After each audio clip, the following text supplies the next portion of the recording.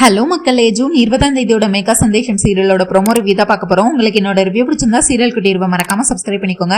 நம்ம சலங்கேலி சீரியலும் அவள் வருவாள சீரியலும் போட்டுட்டு இருக்கோம். ஸோ அதையும் பார்க்கணும்னு நினைக்கிறவங்க அதையும் வீடியோ ஃபுல்லா பாருங்க.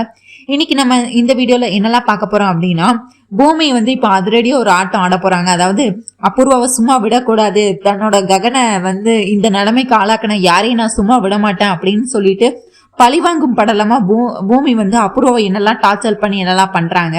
இன்னொரு பக்கம் பார்த்தா அந்த எஸ்பி சூர்யாவும் ஒரு வகையில ககனோட இந்த நிலைமைக்கு காரணம் தான் அப்படின்னு முடிவு பண்ண நம்ம செரி எஸ்பி சூர்யாவை எப்படியெல்லாம் டார்ச்சர் பண்ணி இது பண்றாங்கன்னு பார்க்கலாம். அப்புறம் இன்னொரு பக்கம் பார்த்தா நம்ம சாரதா அவங்க ககன் இப்ப இங்க இல்ல அப்படின்னு சொல்லிட்டு கேபி இப்ப உறுதுணையா சாரதாக்கு உறுதுணையா சாரதா வீட்டுல போய் இருக்கிறாரு.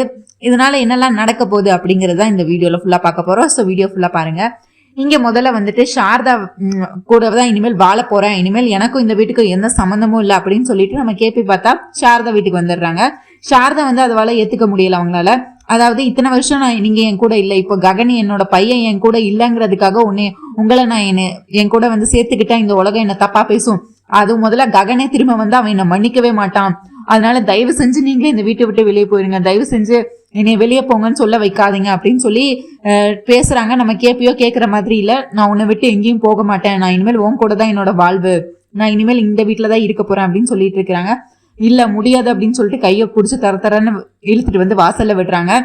இருந்தாலும் கேபி அதுக்காக கோவப்படுறதோ இல்ல எரிச்சப்படுறதோ அந்த மாதிரி எதுவுமே பண்ணல. சாரதா, எனக்கு உன்னை பத்தி நல்லாவே தெரியும், நீ கண்டிப்பா என்ன நீயா கூப்பிடுற வர நான் இந்த வீட்டுக்கு வரமாட்டேன் அப்படின்னு சொல்லிட்டு, அதே மாதிரி நான் உன்னை விட்டுட்டு இன்னொரு வீட்டுக்கு போவேன்னு மட்டும் நினைக்காத, உன்னை விட்டுட்டு நான் அந்த மீரா கூட இனிமேல் அந்த வீட்டுல வாழுவேன் நீ கனவுல கூட நினைக்காத, நீயா என்ன கூப்பிடுற வர நான் இந்த வீட்டு வாசல்லே தான் இருப்பேன் அப்படின்னு சொல்லிட்டு கேபியும் வாசலே நிக்கிறாரு. அதாவது மீராவை பார்க்க அந்த வீட்டுக்கு போல, சரச்சந்திரா வீட்டுக்கும் போகல, இந்த சாரதா வீட்டுக்குள்ளேயும் போகல, வாசலே நின்றுட்டு இருக்கிறாரு.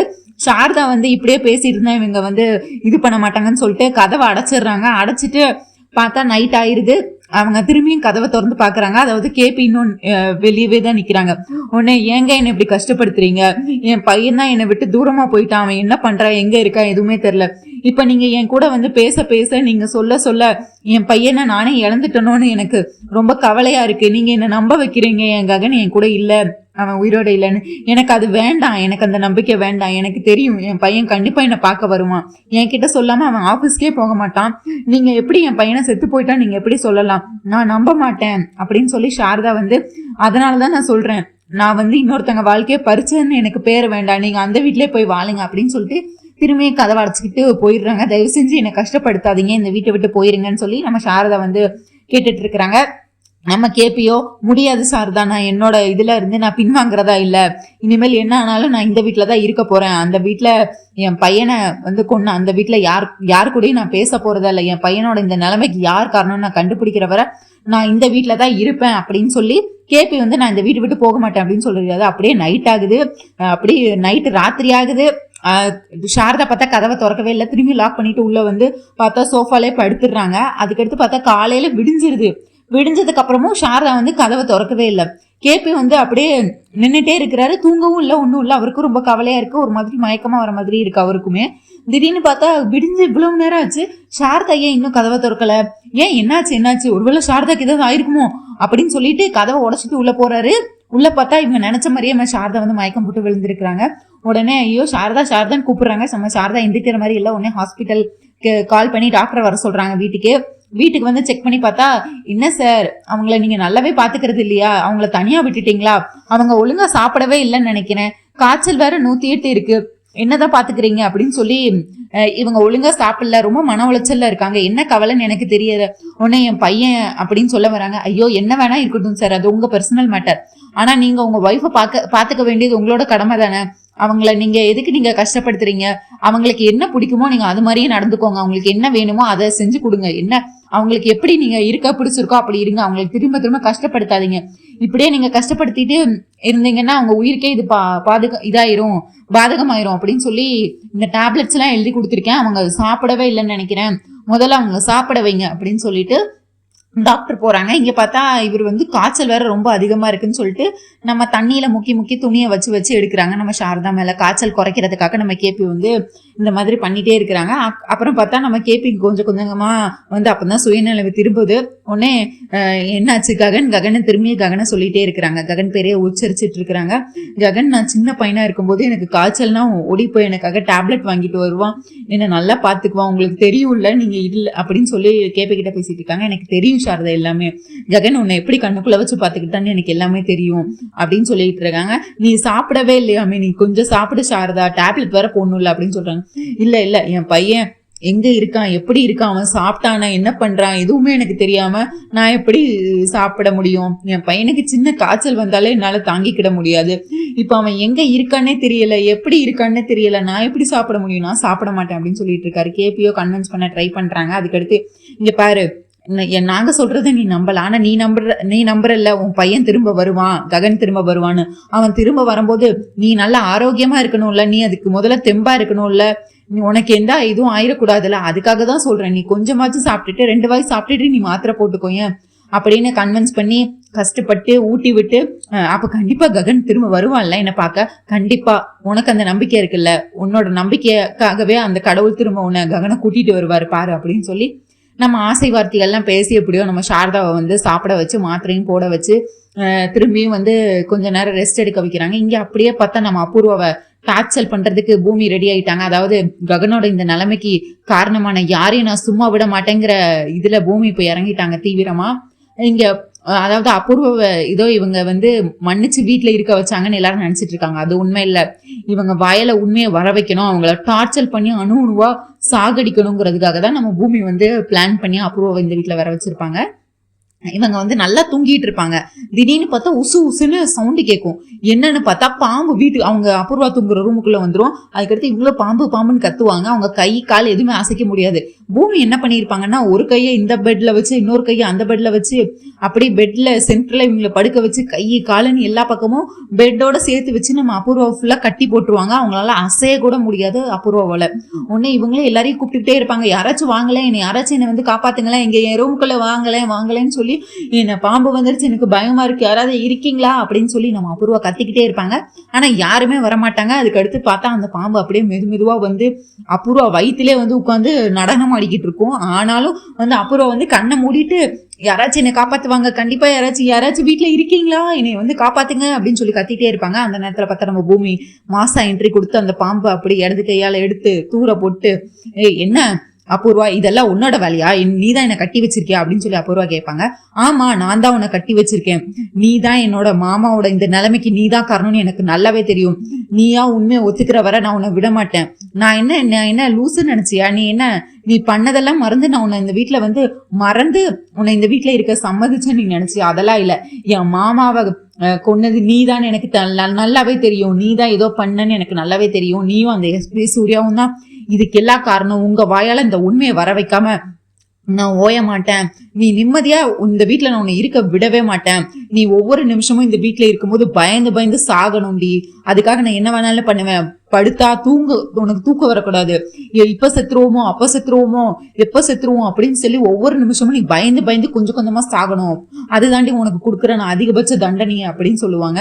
இந்த வீட்டுல நீ ஏதாவது சாப்பிட உட்கார்ந்தாலோ இல்ல என்ன செஞ்சாலோ தண்ணி குடிச்சாலோ எல்லாத்துலயும் நான் வந்து உன்னை நான் நிம்மதியாவே இருக்க விட மாட்டேன். ஆக மொத்தத்துல நீ இனிமேல் இந்த வீட்டுக்கு ஏன்டா வந்தோம், ஜெயில இருந்து ஏன்டா நமக்கு பெயில் கிடைச்சது வந்தோன்னு நீ நினைக்கிற அளவுக்கு நான் உன்னை சும்மாவே விட மாட்டேன் பாரு அப்படின்னு சொல்லி இவங்க வீரவசனம் எல்லாம் பேசிட்டு திரும்ப போயிருவாங்க. திரும்பி லாக் பண்ணிட்டு போயிருவாங்க. கடைசி பார்த்தா நம்ம அபூர்வா காப்பாத்துறதுக்கு யாரும் வரமாட்டாங்க. அதுக்கடுத்து ரொம்ப நேரம் கழிச்சு சரி பசிக்குதுடா அப்படின்னு சொல்லி சாப்பிடுறதுக்கு உட்காருவாங்க. முதல்ல இட்லியை உட்காந்து சாப்பிட்டுட்டு 2 இட்லி எடுத்து வச்சு, இந்த மாதிரி நல்ல சாப்பாடு சாப்பிட்டு எவ்வளவு நாள் ஆச்சு, அந்த ஜெயில காஞ்சு போன சாப்பாடெல்லாம் சாப்பிட்டு இந்த வீட்டு சாப்பாடு சாப்பிட எவ்வளவு அமிர்தமா இருக்கு, இதுக்கெல்லாம் கொடுத்து வச்சிருக்கணும் அப்படின்னு சொல்லி இவங்க நிம்மதியா உட்காந்து சாப்பிட்டுட்டு இருப்பாங்க. நம்ம பூமி பார்த்தா கார்னர்ல நின்றுட்டு இருப்பாங்க. சாப்பிடு இன்னும் 15 நிமிஷம் தான் உன்னோட உயிருக்கு உத்தரவாதம் அப்படிம்பாங்க. இது ஆமா நான் தான் அந்த சாப்பாட்டுல விஷம் கலந்திருக்கேனே, இன்னும் 15 நிமிஷத்துல நீ செத்துருவடி அப்படின்னு சொல்லுவாங்க. என்னது என்னடி பண்ணி வச்சிருக்க அப்படின்னு சொல்லிட்டு நேரா போய் வாஷ் பேஷன்ல போய் வாந்தி எடுத்துட்டு இருப்பாங்க. வாயை வாஷ் பண்ணிட்டு ஒண்ணு ஒண்ணா பண்ணிட்டு இருப்பாங்க. நீ என்ன ராட்சசியா, நீ என்ன மனுஷியா இல்ல ராட்சசியாடி? ஆமா இல்ல யமனாடி, ஏன்டி இப்படி பண்ணிட்டு இருக்க? ஆமா உன் ரூபத்துல உனக்கு நான் வந்திருக்க யமன் தான். நீ உண்மையை சொல்ற வர உன்னை நான் நிம்மதியா ஒரு நிமிஷம் கூட நான் உன்னை நிம்மதியா இருக்க விட மாட்டேன்டி.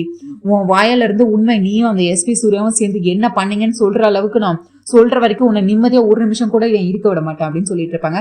சரி நீ என்ன, நான் இந்த சாப்பாடு தானே சாப்பிடக்கூடாது அப்படின்னு சொல்லிட்டு ஃப்ரூட்ஸ் எடுத்து சாப்பிடுவாங்க. இந்த ஃப்ரூட்ல என்ன ஒன்று ஆப்பிள் எடுத்து திம்பாங்க. ஆப்பிள் எடுத்து நம்ம பூரா சாப்பிடுவாங்க. அதை பார்த்து நீ என்ன சாப்பாட்டுல தானே விஷத்தை கலப்ப, ஒன்றும் பிரச்சனை இல்லை, நான் அந்த வீட்டில் இருக்கிற வர ஹெல்த்தியா நான் ஃப்ரூட்ஸ் மட்டும் சாப்பிட்டா உயிர் வாழ்ந்துக்கிறேன் அப்படின்னு சொல்லிட்டு ரொம்ப சந்தோஷமா இந்த அபூர்வ வாழ்க்கை இன்னொருத்தி பிறந்தாண்டி வரும், நீ வில்லினா நான் உனக்கு மேல வில்லியா இருப்பேன்டி அப்படின்னு சொல்லி வீரவசனம் எல்லாம் பேசிட்டு ஆப்பிளை கடிச்சு சாப்பிட்டுட்டு இருப்பாங்க. உடனே நம்ம பூமி அடுத்த கவுண்டர்னு சொல்றதுக்கு இன்னும் 10 நிமிஷம் தான் அப்படிம்பாங்க. இது 10 நிமிஷமா? ஆமா நான் அதுலயும் விஷத்தை கலந்துருக்கேன்டி அப்படின்னு சொல்லிட்டு இருப்பாங்க.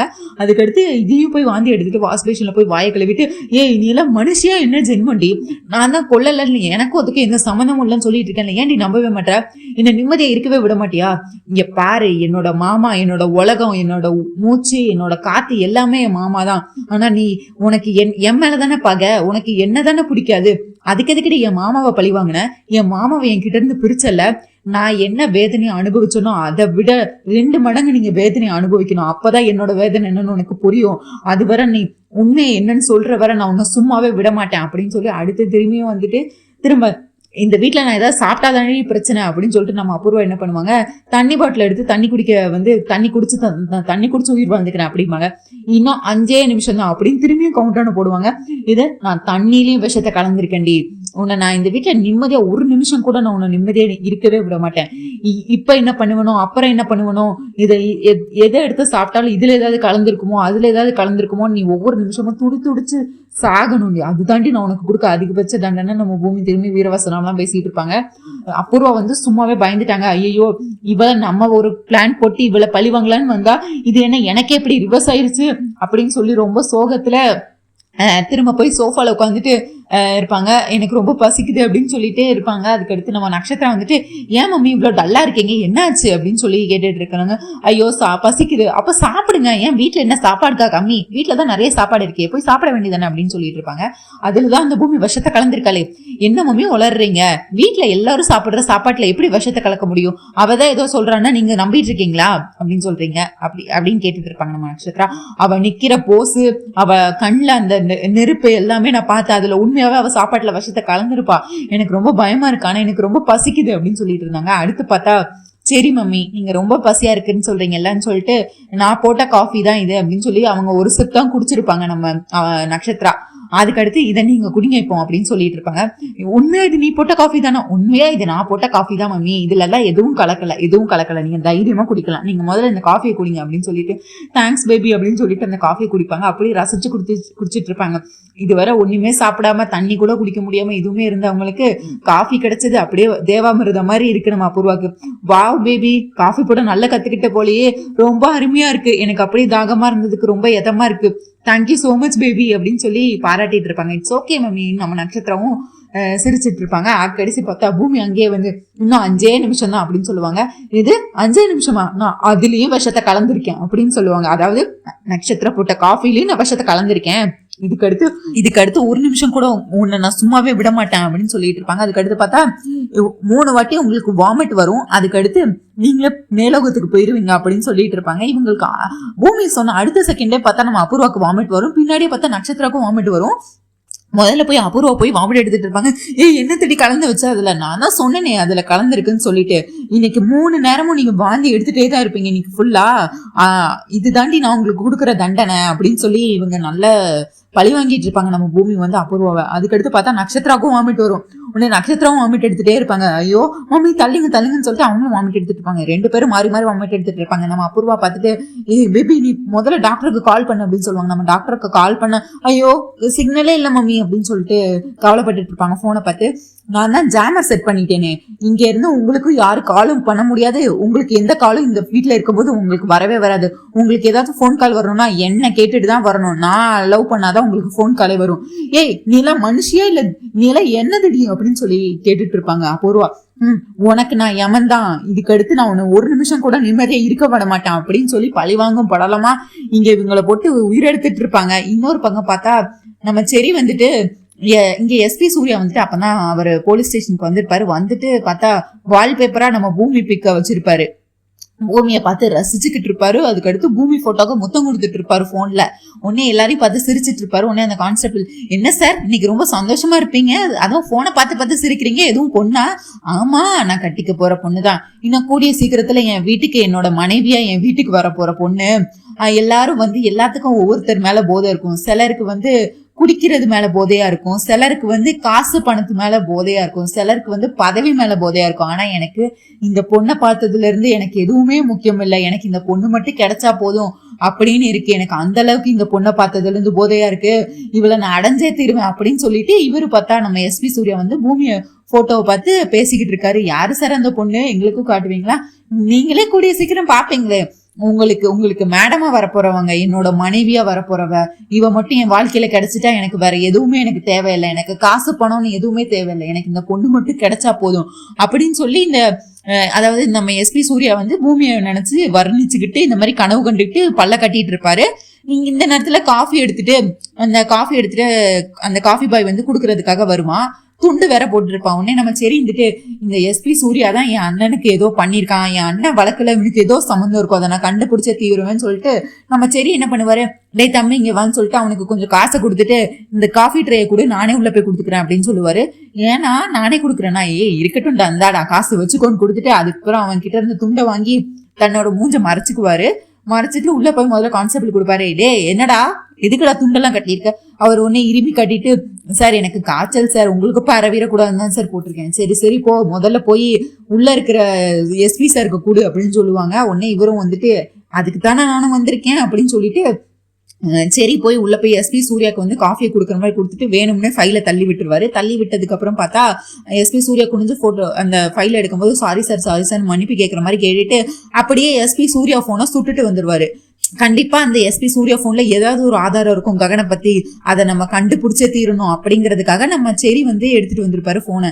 வெளியே எடுத்துட்டு வந்து இதுக்காக தான் நான் வெயிட் பண்ணிட்டு இருந்தேன் அண்ணா, உன்னோட இந்த நிலைமைக்கு ஆளாக்குன அந்த எஸ்பி சூர்யாவை பார்த்தோன்னே எனக்கு கொல்லணும்னு தோணுச்சு.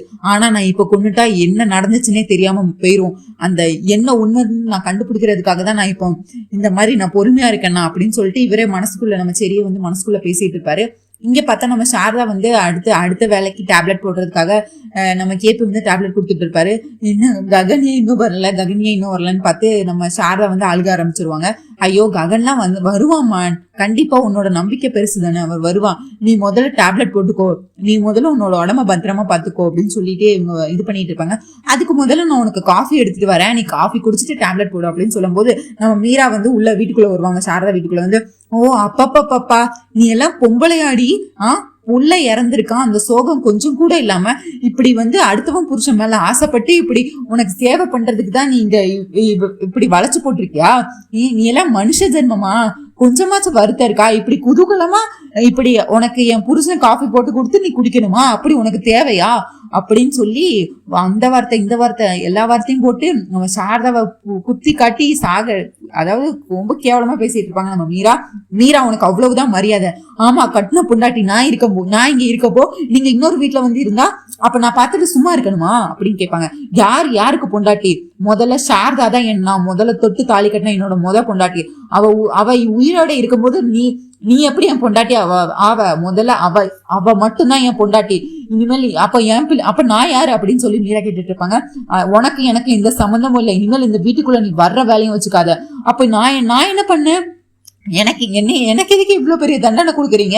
அப்ப என் பிள்ளைங்க அப்படின்னு சொல்றாங்க. எனக்கு யாரும் முக்கியம் இல்ல, எனக்கு என்னோட சாரதா மட்டும் தான் எனக்கு முக்கியம் அப்படின்னு சொல்லி இவர் வந்து இனிமேல் இந்த வீட்டுக்குள்ள வர்ற வேலை வச்சுக்கிட்டா அவ்வளவுதான், உனக்கு எனக்கு உறவு எப்பவும் முறிஞ்சு போச்சு மீரா, இனிமேல் உனக்கு எனக்கு எந்த சம்மந்தமும் இல்ல, என்னை தேடி இந்த வீட்டுக்கு வர்ற வேலை வச்சுக்காத, இன்னையோட உனக்கு எல்லாம் முடிஞ்சிருச்சு, வீட்டை விட்டு வெளியே போ அப்படின்னு சொல்லி வெளியே அனுப்பிடுவாரு.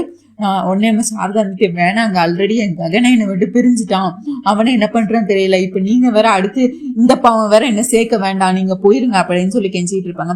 இல்ல சாரதா, இது வரைக்கும் நான் ககனுக்கு நல்ல அப்பாவா இருந்தது இல்ல, சின்ன வயசுல நான் அவனை விட்டுட்டு போயிட்டேன், அவன் எவ்வளவு கஷ்டத்துல அவங்க எல்லாத்தையும் நான் விட்டுட்டு போயிட்டேன், அந்த தப்பெல்லாம் இனிமேல் என்னால சரி பண்ண முடியுமான்னு கேட்டா என்னால சரி பண்ண முடியாது, ஆனா இனிமேல் இந்த தப்பு நான் நடக்காம பாத்துக்கிட முடியும், இனிமேல் எனக்கு நீ மட்டும்தான் உலகம், எனக்கு நீ மட்டும்தான் முக்கியம், அந்த குடும்பமே எனக்கு தேவையில்லை, என்னோட ககனை இந்த நிலைமைக்கு ஆளாக்கணும், அந்த குடும்பத்துல இருக்க யாருமே எனக்கு தேவையில்லை அப்படின்னு சொல்லி எனக்கு நீ மட்டுமே போதும் சாரதா அப்படின்னு சொல்லி நம்ம கேபி வந்து முடிவெடுக்கிறாரு. இதுக்கடுத்து என்னெல்லாம் நடக்கும் நீங்க நினைக்கிறீங்க? அதாவது நம்ம செரி வந்து எஸ்பி சூர்யாவோட இந்த கேவலமான புத்தியை கண்டுபிடிப்பாருன்னு நினைக்கிறீங்களா, இல்ல அபூர்வா வந்து அவங்க வாயாலே அவங்க உண்மையை ஒத்துப்பாங்களா, அதாவது நானும் எஸ்பி சூர்யாவும் சேர்ந்துதான் இதெல்லாம் பண்ணோம் அப்படிங்கிற உண்மையை வந்து ஒத்துப்பாங்கன்னு நினைக்கிறீங்களா? நீங்க என்ன நினைக்கிறீங்கன்னு சொல்லிட்டு கமெண்ட்ஸ்ல சொல்லுங்க. அண்ட் இந்த வீடியோ உங்களுக்கு பிடிச்சிருந்தா லைக் பண்ணுங்க, ஷேர் பண்ணுங்க, அப்படியே சப்ஸ்கிரைப் பண்ண மறக்காதீங்க, முடிஞ்சா ஹை பட்டனையும் தட்டி விடுங்க. உங்க தாட்ஸ் என்னன்னு கண்டிப்பா கமெண்ட்ஸ்ல சொல்லுங்க. நம்ம அவள் வருவாளா சீரியல் சரங்கேல சீரியல்ல போட்டுட்டு இருக்கோம், ஸோ அதையும் பார்க்கணும்னு நினைக்கிறோம், அதையும் வீடியோ ஃபுல்லா பாருங்க. தேங்க்யூ மக்களே, நன்றி, நாளை சந்திக்கிறேன், பாய்.